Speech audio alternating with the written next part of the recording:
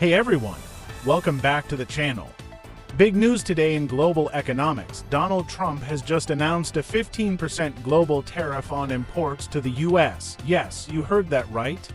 We're unpacking what this means and why it grabbed headlines around the world. So here's the deal. Trump originally tried to impose a 10% tariff on most U.S. imports to respond to what he called unfair trade and to protect U.S. industry, but the U.S. Supreme Court ruled that his method was unconstitutional, saying he overstepped presidential authority without Congress. That decision triggered a big reaction. In response, Trump posted on his social media platform that he'd raised the tariff all the way to 15%, effective immediately, using a different law he says allows it. That's the highest temporary rate allowed without Congress's direct approval. Okay, now why should you care? A jump from 10% to 15% might not sound huge, but here's the thing, this affects hundreds of billions of dollars of global trade. Higher tariffs mean foreign goods cost more in the US, but that cost doesn't just stay there. It often gets passed to consumers worldwide. And also economists worrying this could raise prices for goods, disrupt supply chains, and provoke retaliation from other countries. Countries affected, from China to Europe to African exporters, could respond with their own tariffs or trade barriers. The global reaction to President Donald Trump's decision to raise new broad import tariffs to 15% has been swift and divided.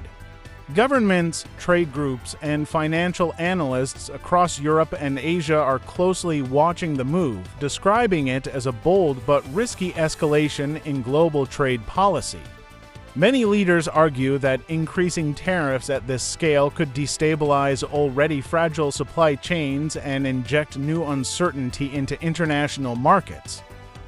In Europe, officials within the European Union expressed concern that higher U.S. tariffs could directly impact exports ranging from automobiles to industrial machinery. Trade representatives warned that retaliatory measures remain an option if European businesses are unfairly targeted. Behind closed doors, diplomats are reportedly preparing for tense negotiations as no major economy wants a full-scale trade confrontation. Meanwhile, officials in China described the increase as unhelpful to global economic stability. Analysts suggest Beijing could respond strategically rather than emotionally, possibly adjusting its own tariff structure or tightening export controls in sensitive sectors.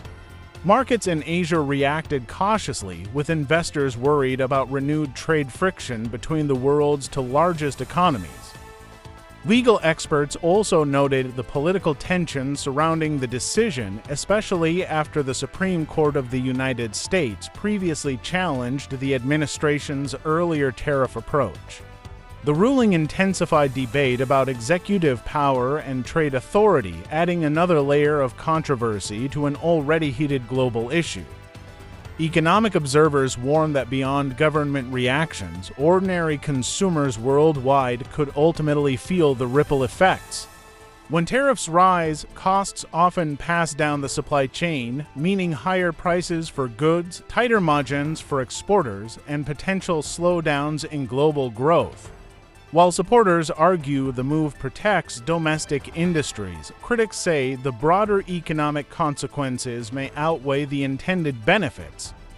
For now, the world is watching closely. Whether this 15% tariff becomes a short-term political statement or the beginning of a deeper trade shift remains to be seen.